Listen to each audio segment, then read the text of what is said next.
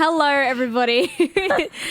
And welcome back to another episode of Just Gay Stuff podcast. My name is Jess. And I'm Lauren. Happy Wednesday. Happy Wednesday. Happy Mental Wednesday. Yeah, it's been crazy. You and I have had a few crazy weeks. We have had a few crazy weeks. I think we've just been, I can't even think of the word, like... Busy. Yeah. Occupied? I feel like for the first time in my life, I've had this insane work-life balance, which has been so good. Ooh, calm down.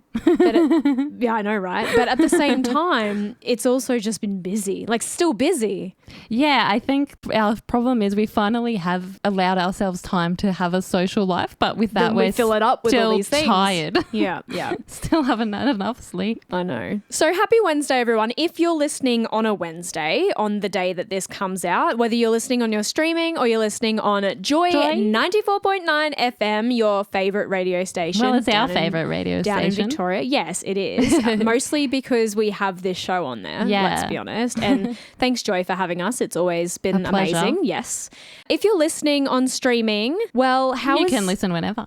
How is the year going? Yeah, it might not be Wednesday for you. It could be Thursday or Friday or Saturday. Or it could be a really boring Monday morning and we're just here to liven up that Monday morning. So you don't get Monday-itis. Oh, that's a good one. I was going to say Monday blues. Yeah, well, like post-holiday blues. Yeah. I get those all the time. Yeah. Anyway, how's the year going? How's the year going for everybody? Have we ticked anything off the vision board yet? Oh, we have. Yeah. We had a very nice family dinner on Australia Day. Which was on your vision board. It was on my vision board. We don't get a lot of downtime to be able to spend time with family together. Yeah, so that was really nice for all of us to all be in the same room and just have a pleasant, nice evening together. Yeah, and then...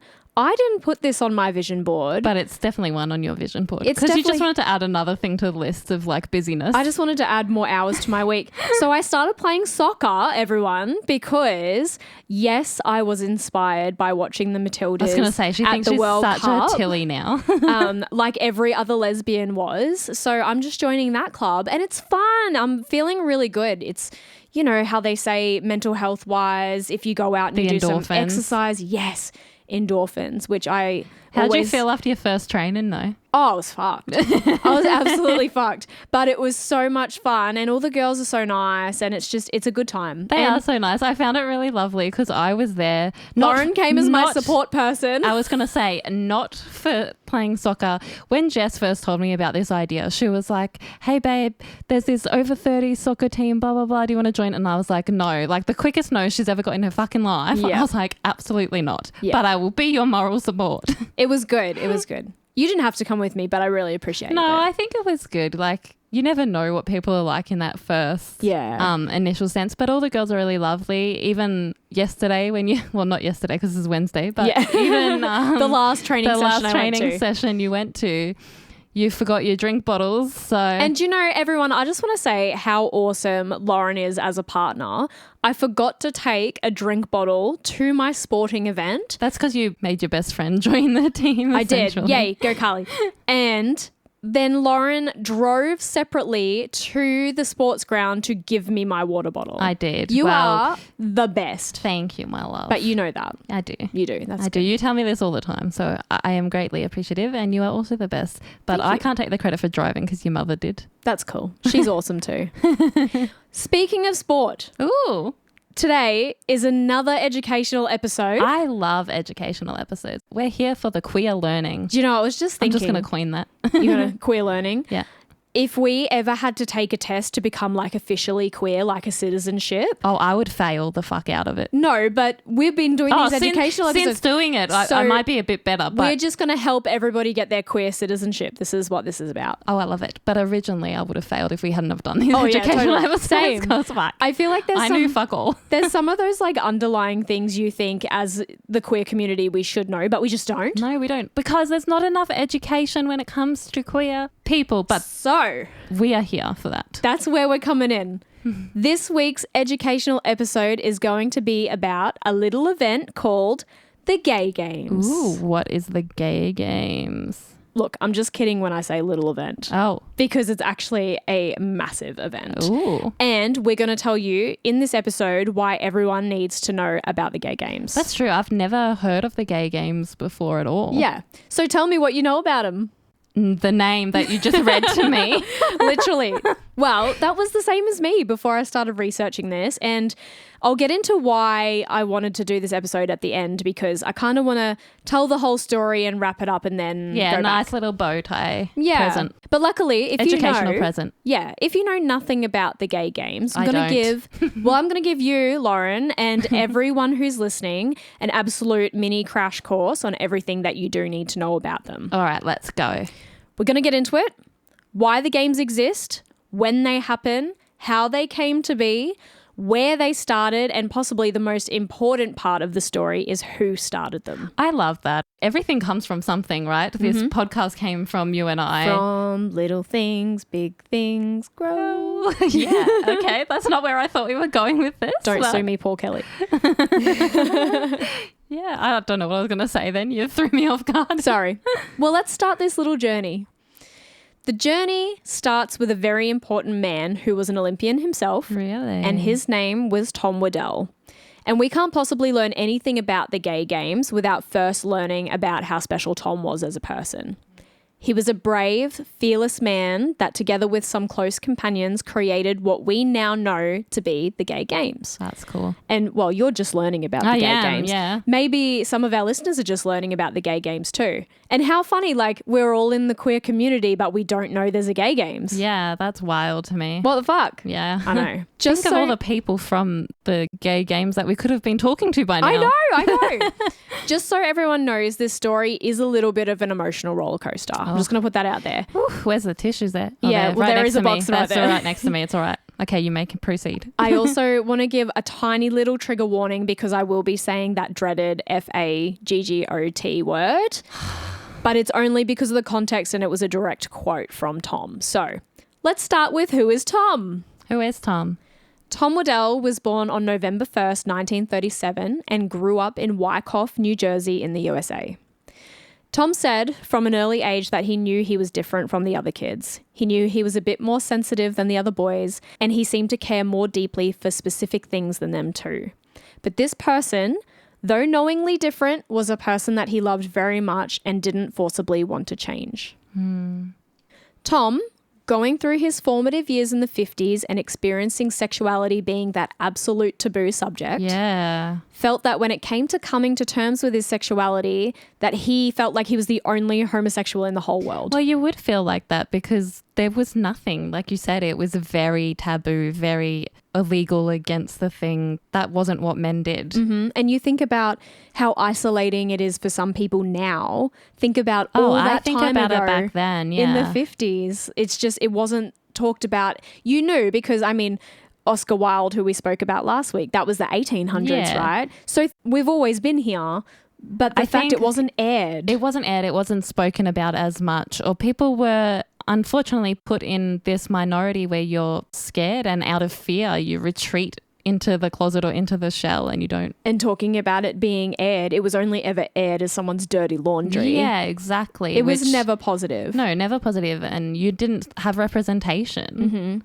So Tom knew all of these things were a lot harder. So when it came to coming to terms with his sexuality, he thought he was the only one. He didn't know people like him. There was no representation for people like him. Said that. And of course, it wasn't widely spoken about. Tom said when he was growing up, quote, "I liked who I was as a person, but my biggest fears were that I didn't want to be this social, physical, and bizarre outcast. I just wanted to be like everyone else and to have a lot of friends like everyone else." Don't we all? Yeah. And the way Tom sought to do that was to connect with other kids, not intellectually, but athletically. So Tom used the skills that he had and he became very heavily involved in school athletics. That makes a lot of sense, especially back in that era. You know, you're trying to connect with people on a level. Connect with people on a level. And with the athleticism, you can portray yourself in a way that maybe people don't know. Yeah, people wouldn't necessarily pick up on the homosexuality vibes. And it would be terribly hard, even though you know that you're a little bit different to the rest or you're a bit more sensitive to the rest of the people, because from such an early time, like we said, from the 1800s, we literally were discriminated against. Well, it was illegal. That's what I mean. Like, it was illegal and just crazy. So Tom chose athletics. It was somewhere that he felt he could comfortably sit. Being an athlete came very easily to Tom. His father was a gymnast before becoming a police officer, and his mother had taught him ballet. Wow. I think that's quite cool. Yeah, that's really interesting. For a mother to like openly teach their son ballet, I feel like obviously at that time there wasn't a certain stigma. That's a really interesting thing to me, to be able to, I guess, be like, okay, we'll just teach him, teach him ballet. Maybe she just knew her son and didn't have a problem. Which is wonderful. I wish that all parents were like that. We know that some people unfortunately don't have that. Yeah. But we're here. Free mum hugs is always around. Yeah, love free mum hugs. Yeah. Tom said that if he had have had things his way growing up, then more likely he would have wanted to become a professional dancer, because dancing was the absolute passion of his. The problem with this though, Tom could never be a dancer because, as he quotes, and this is where the word is happening, everyone, who were the real dancers in the 50s? They were all branded faggots. And despite Tom knowing the truth about his sexuality, he couldn't bring himself to identify or be branded by that. He was quoted saying, "It's not something I felt I could identify with at the time. I was far too frightened." And that's what I said at the beginning, that it comes from a place of fear of where we retreat back into the closet, back into our shells, whatever you want to call it. We try and, it's just that push-pull effect of like, oh, I'll dip my toe a little bit out to see how it's received. And it's shitty that throughout history we've lived in many times, not us necessarily, but our community have lived through times where you couldn't feel comfortable being yourself. But even the things like you couldn't feel comfortable just doing what you wanted to do. You always had to like curve your sharp corners for the sake of someone else or for the sake of society, you know? So Tom kept with gymnastics as it was the closest thing that he could get to dance. That makes sense. He attended college on a track scholarship, and after furthering his education at medical school in 1965, he was drafted into the US Army as a preventative medicine officer. Wow. Can I just say there's another really like homophobic place to land as a gay man? Yeah. However, when he realized he was going to be sent to Vietnam in 1966, he voiced his opposition to war, and instead of being court-martialed like other people had, the Army sent Tom to study tropical disease and further train as an athlete. Wow. I think they probably did this because he had such talent in the areas that he applied himself to. Yeah. He was a very talented individual. Someone who saw an opportunity and went out to get it. Do you think that also comes from a place of not necessarily just trying to fit in, but that essentially, and trying to prove yourself like, I can do this? Probably. Yeah. Probably. Well, at 31, Tom finally qualified for the United States as the oldest member of their Olympic team and competed in the 1968 Summer Olympics in Mexico City. Wow. Tom said it was an absolute dream come true to be a part of the Olympic Games. He could not believe he was there. He didn't compete in gymnastics, however. He competed in one of the most challenging tests of any Olympics, which was the decathlon. Ugh, I'm tired thinking about that. Now, for anyone who doesn't know what the decathlon is, if you don't know sports, it involves competitors to take part in 10 separate track and field events over the course of 2 days. So these include, just to let you know how fit you would have to be to do this. I'm not. I struggled walking up the stairs at work today. Well, then Lauren will never do a decathlon. No, I won't. Neither will I.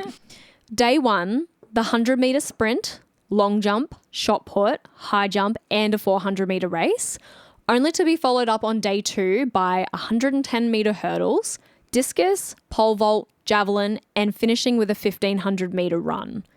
That's a lot. That is a lot. I would be dead. I really You're working on your fitness because of soccer. in the gym, just working on my fitness. What is this random song? Who's my witness? Every night you're like, who just randomly breaks out into song? I know. Case in point. Me. Well, I take my hat off to any athlete who can do this because I know that I certainly couldn't. Tom, who certainly could because he did compete. Also, just side quest, they did this in Mexico City. Imagine how freaking hot true. it would have been. True. Well, Tom competed, but unfortunately in this Olympic Games, he placed 6th. And his fellow USA teammate, Bill Tomey, took first place and was named the greatest athlete in the world. Oof. But winning was not what Tom cared about. Bill and Tom both went on to keep competing together and conducting clinics for athletes in many different countries. What is clinics? So clinics is like if you have a skill set and you take it to a different country, you might teach disadvantaged kids. Right. Gotcha. So like they went to a lot of African countries. Okay, right. Where kids are still quite starved of education. So they would take athletics there and, teach them, the proper. Yeah. Yeah, got you. Okay. In an interview that I watched, which I will put all of these parts into the show notes, so if you want to watch them, I highly recommend because it was really, really good. In the interview, Bill mentions that in some of the places that him and Tom ended up, they would be absolutely so tired after a day of spending all their time in track and field with all the kids. Yeah. And as Bill was getting ready to settle in for the night, Tom would just go down to the local hospital and help out by working on patients in need. Oh my God. So it was like selfless acts like this that really painted such a humanitarian picture of Tom and the fact that he just cared about people. And then society is just an asshole. Yeah, literally. Like we have all these beautiful souls that feel like they don't belong, Imagine if we lived in a world... I say imagine because I know what the world is like right now. Fucking shit. But imagine if we lived in a world where there wasn't any minorities and everybody there wasn't any prejudice and everybody just lived harmoniously. Like you could just say, yeah, I live with my wife. What of it? Like who cares? I feel like unfortunately it's one of those things where that would not make the world go round. No, it wouldn't. It should. Yeah. But yeah. I think unfortunately there's always someone that is ready to start a dictatorship. Oh yeah. Don't we know it? Yeah. So after a knee injury quashed his dreams of competing in the next Olympics in 1972, Tom followed his heart and moved to San Francisco in 1974.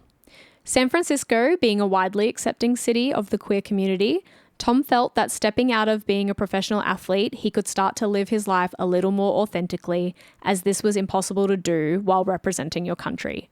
So San Francisco was the perfect place. I find that really interesting. Why was San Francisco such an open place compared to the rest? Why is Sydney our pride city in comparison to Brisbane? Can't answer that. Yeah, I have no idea. I think it's just like a group of people congregate and then it just, how the circle just starts to widen. Yeah. I think it's just as simple as that. It's the same as like how in different states or different major cities we have such different majority of cultures. Yeah. That's true. That makes sense. Yeah. Well, a little bit of good news for Tom.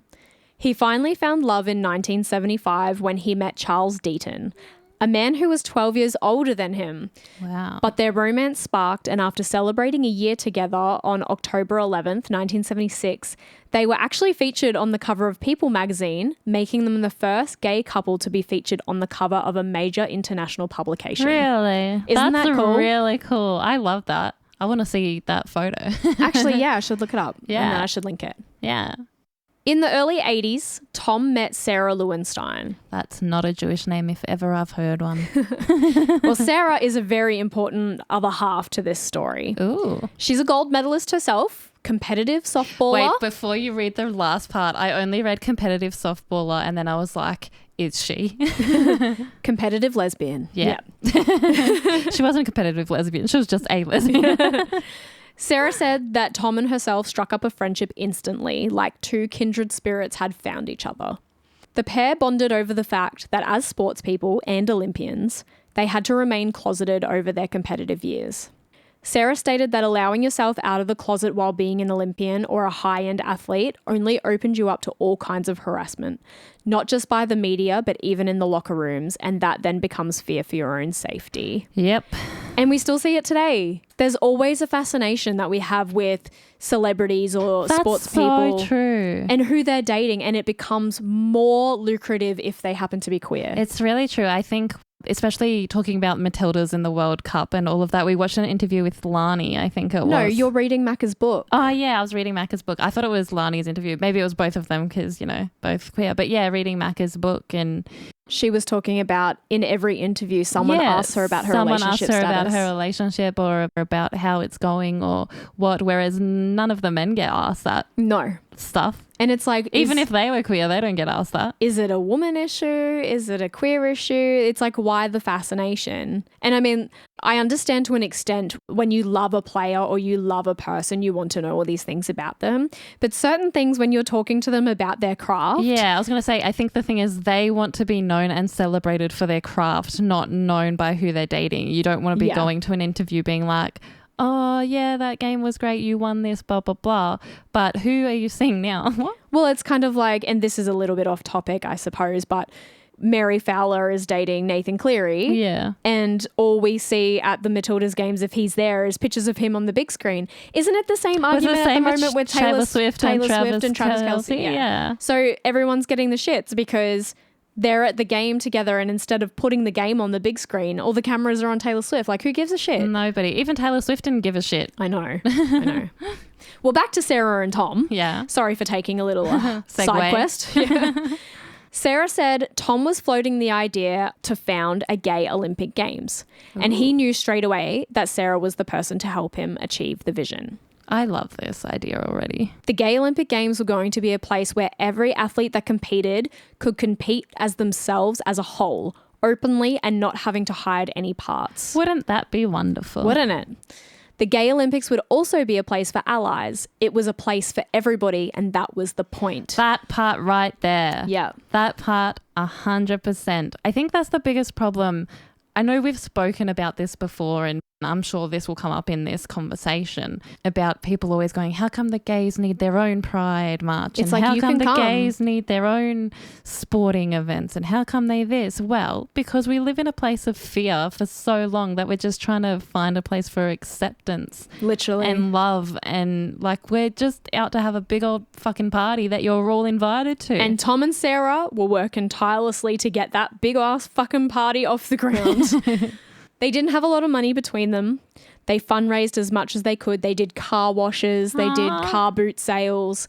And they wanted to do this just so that they could put the games together, because there was a lot to think about. There's hosting sports and renting arenas, and the fields have to be all nice and that kind of stuff. So you're paying for maintenance. They had to purchase the medals. Yeah, wow. I didn't even think about that part. All of the advertising. And this was like... essentially, when was this? 1970s, 80s? Yeah, it was early 80s. Yeah. So this is also before computers were like a massive commercial thing. So like their advertising was really like flyers and word of mouth. Yep. And so if you wanted to print something, you couldn't just do it at home on your printer. No. They literally had to go to a company and get those companies to print their stuff, which obviously would not have been cheap. No. So it wasn't a case of like nowadays we can do things ourselves, you know. Yeah. They wanted it to be as professional as possible so it could stand up to the actual Olympic Games and become its equal. I hate that we have to put the word actual Olympic Games. So did Tom and Sarah achieve this? Yes. Yes, they did. But it didn't come without its hurdles. Of course not. 6 weeks before the very first Gay Olympics were meant to kick off in 1982 in the beautiful city of San Francisco, a lawsuit came. Dun, dun, dun. Who do you think the lawsuit came from? Just off the top of your head. The Olympics. Yep. How did you know? I work in advertising, so that was my first guess. The USOC, or the United States Olympic Committee, was suing Tom and Sarah for the use of the word Olympic being associated with anything outside of the actual Olympic Committee. Nah, bullshit. However, Tom and Sarah both knew that this wasn't the actual deal. They knew that this was a form of homophobia. Yep, called it bullshit. At the time, in the early 80s, the word Olympics was being used across multiple other platforms that were not associated with the Olympic Committee. Right. Can I say? Yeah, okay. In the USA alone, Tom and Sarah had found the Fireman Olympics, the Police Olympics, the Crab Cooking Olympics. What? The Rat Olympics. No. And even in Las Vegas, they had the Poker Olympics, just to name a few. And none of these competitions were being hit with lawsuits asking to be rebranded. So they knew at this point that it was nothing about the word Olympics and it was more about the word gay. Shitty, but do you think because it was the 80s, is this like when the AIDS epidemic had started, or is this before? This is just before. Oh, okay, because I was going to say if it was like at the time of when the AIDS epidemic had started and unfortunately our community was struck with all that harassment and hysteria and stereotyping stuff at the time, I could understand where that lawsuit I'm going to go ahead from. and say this was before that. Okay. Only because I'll get into that a little bit. Right, okay. I'm jumping the gun You here. are a little bit, but that's because you're smart. SMORT. So 6 weeks out from the opening ceremony, the race was on to rebrand everything that they had put together, replacing the Gay Olympic Games with just the Gay Games. And, you know, I'm sure to some extent they would have called it something else if they had the time. Yeah. But in some aspects, they had to just put masking tape over the word Olympics, so that just took out the word Olympics. Well, they couldn't afford it. Exactly. That had to be enough. With all the fundraising that they had done, they had just scraped over the line to fund the whole idea. Yeah. They couldn't then afford, with such little money and little time, to reprint everything. Literally. So, yeah, it became from the Gay Olympic Games to just the Gay Games. But happy times. In August of 1982, Tom and Sarah lifted the veil of the very first Gay Games in San Francisco. That's really cool. I would love to have been a fly on the wall there. Or this is going to be a side quest moment, but this is what I love about these episodes is like, because I love history and I love English language and I love now learning about our community so much more, to just wonder what it would have been like to be there and be in that atmosphere. I often wonder what it would be like in other times where we are not less privileged in a way, because that's not what I mean, but in a way of just like, we don't have the technology we have today. Yeah. Or things were harder and you had to think outside of the box, essentially. Things are essentially just given to us today. Everything is so obtainable. Accessible. Via social media and things like that. Yeah. So the opening ceremony in San Francisco, this is going to blow your mind, by the way. Yeah. Hosted 1,360 athletes from over 100 countries for 16 sports, and guess who performed? Who? Tina Turner. What? Yep. That's amazing. Tina had always been a fearless ally to the LGBTQIA plus community and took on the role of opening ceremony entertainment in a time where a lot of other artists wouldn't. But Tina had no fear. If you know anything about Tina Turner and her background, you know that she had to overcome a lot of hurdles in her own life. Yeah. And had learnt to be brave and unapologetically march to the beat of her own drum. And so she aligned herself with the LGBTQIA quite well, because she knew what it was like to do it tough and not be accepted. And if you know anything about Tina, like, she came up against like ageism. Everyone was telling her she's too old to do this, she's too old to do that. You know, people are telling us, oh, you're too gay to be in the Olympics, you know. Yeah, such bullshit. She knew. I love that. She was like, I don't give a shit, I'm here. Also, side note, did you know that Proud Mary is one of the most lip-synced songs by a drag queen of all time? I did not, but that is awesome. Now you do. Now I do. Mind blown. So Tina was definitely a draw card for the open ceremony.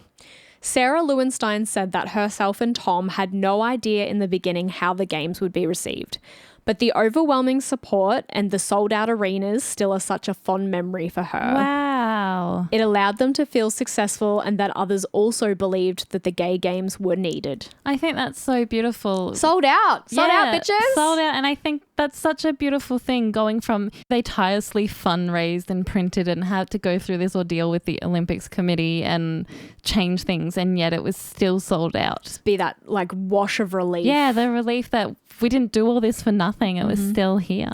The games provided the safest space for gay sports people. Hell yeah. Competitors mentioned feeling elated by not needing to hide parts of who they were, or to not have to choose between being an athlete or being themselves. So important. And spectators commented on the overwhelming feeling of unity.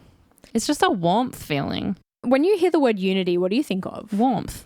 I think of Woodstock in the 60s. You know how like they're all vibing? Yeah, like you know how everyone was there for the same reason? Yeah.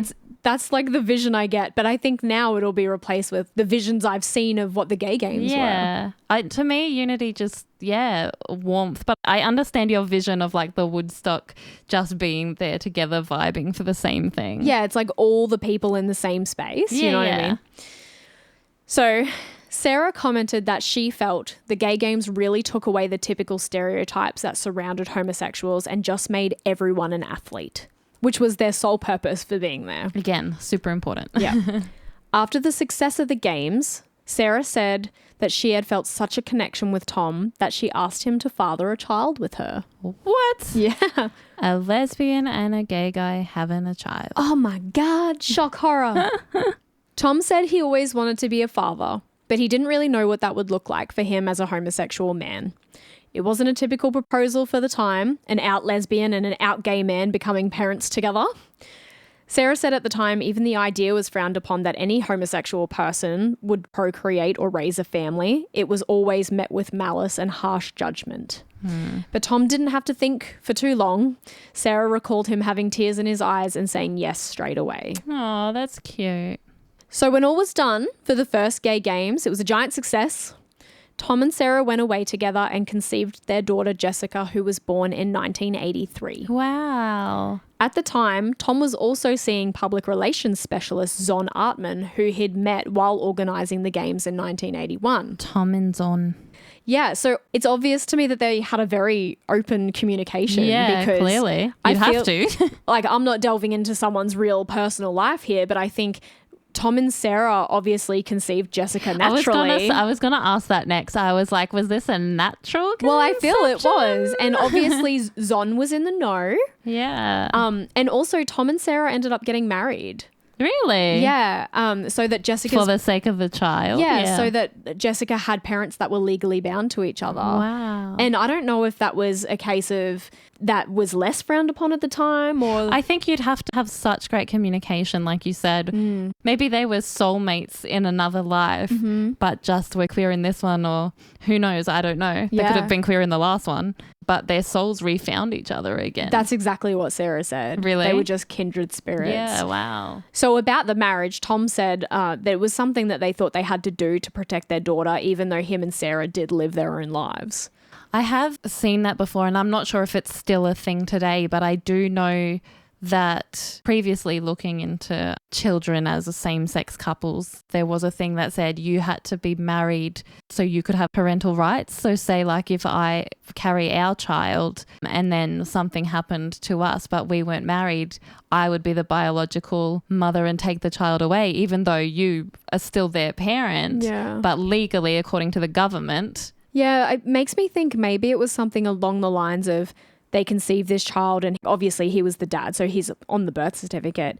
But because they were married, if anything was to happen to either one of them, there was just another form of that child is mine. Child, yeah. Okay, so here's where it starts to get a little bit sad. Oh, let me get the tissues. Soon after Jessica was born, Tom was brushing his teeth one evening and recalled noticing white patches on his tongue, which resulted in Tom being diagnosed with ARC, which stands for AIDS-related complex. The minute you said white patches on tongue, I knew what you were going to say. Tom said at the time he prayed that this condition wouldn't further develop into full-blown AIDS, as his greatest fear was not being alive long enough for Jessica to remember who he was. But like many others in the 80s, Tom was unlucky and unfortunately did go on to develop AIDS. 2 weeks before the second gay games in 1986, Tom was diagnosed with a painful lung infection. Now, I might not say this right. Myositis. Myositis. Yeah. Myositis. Yeah, I don't know. That targets AIDS sufferers. Still, he showed up for the opening ceremony of the games. Wow. He even competed in the javelin that year and won gold before being rushed to hospital with tuberculosis. But he overcame the tuberculosis. Zon Artman, Tom's partner at the time, ended up moving in with Tom to be a prominent support for him throughout his AIDS journey. However, after just 10 days living together, Zon was also sadly diagnosed. That is sad. That is really sad. Tom was someone who could make light of almost every situation. He could laugh at his AIDS diagnosis and make jokes surrounding his mortality. But one thing that really worried him was the thought that maybe he had infected Sarah and therefore Jessica. He was overwhelmed that after Sarah was tested, she was negative, which in turn meant that Jessica was negative too. Well, that more or less confirms that Jessica was conceived naturally. But no, like even if it was IVF and they used his sperm, that's still, true.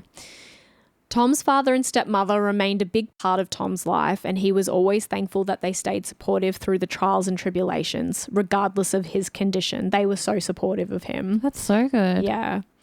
In 1987... Tom said in regards to his AIDS diagnosis, "I'm a host to something that was a complete accident, and if I knew I was at risk of being exposed, I would have taken steps to prevent it."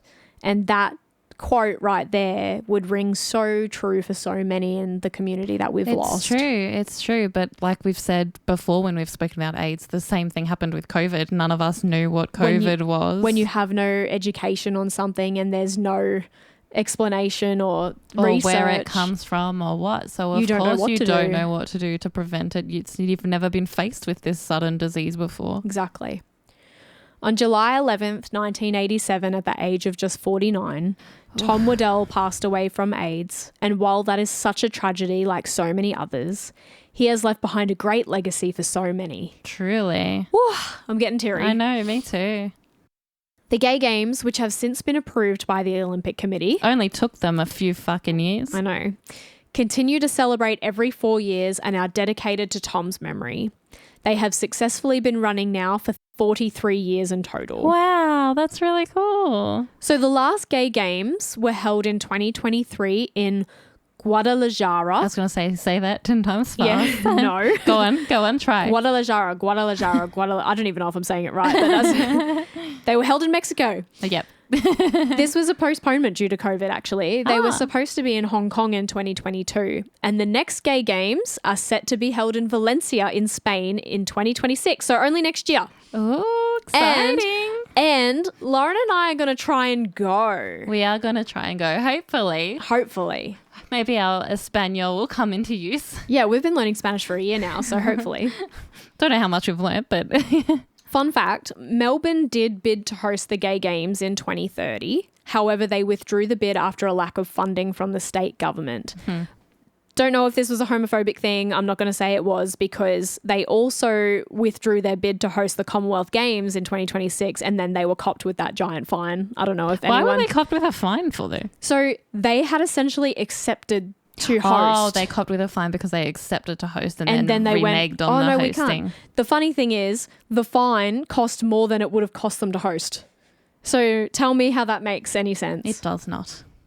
But one cool thing is that here in Australia, we've actually already hosted a Gay Games. Really? It was the 6th Gay Games in Sydney in 2002.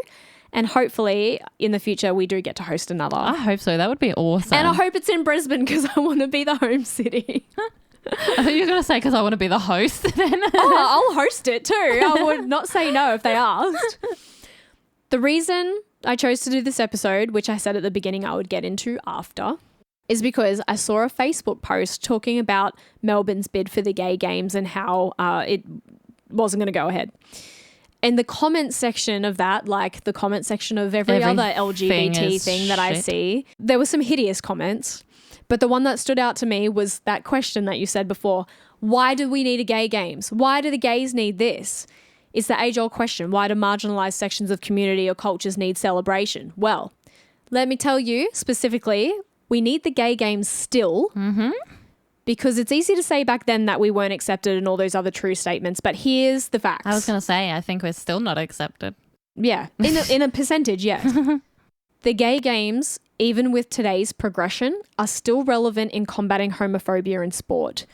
In 2018, which is not that long ago, a global study still showed that 82% of athletes still experience homophobia in their chosen sport. We experienced it last year with watching the Olympics and... Yeah, all that stuff that came from the Olympics. Out from the Olympics. The Gay Games have set to change the sporting world in a way that we can only hope mainstream sport will start to emulate. Yeah.